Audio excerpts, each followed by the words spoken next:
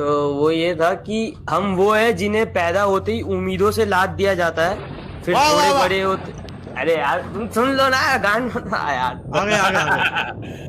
कि हम वो है जिन्हें पैदा होते ही उम्मीदों से लाद दिया जाता है, फिर थोड़े बड़े होते ही किताबों का बोझ डाल दिया जाता है।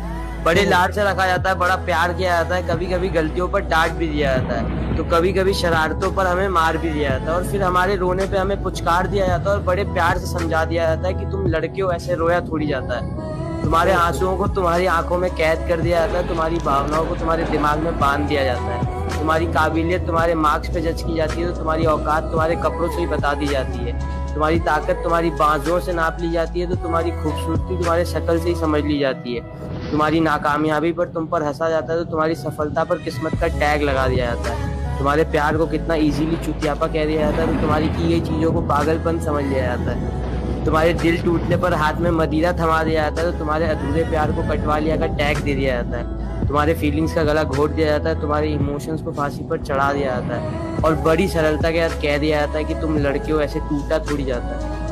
अरे क्या बात है यार, guys Goosebumps, fucking amazing guys, गरीबों पे हो जाए में क्या खूबसूरत लिखा है। अबे लौंडे रो पड़े, क्या कर रहा है तू?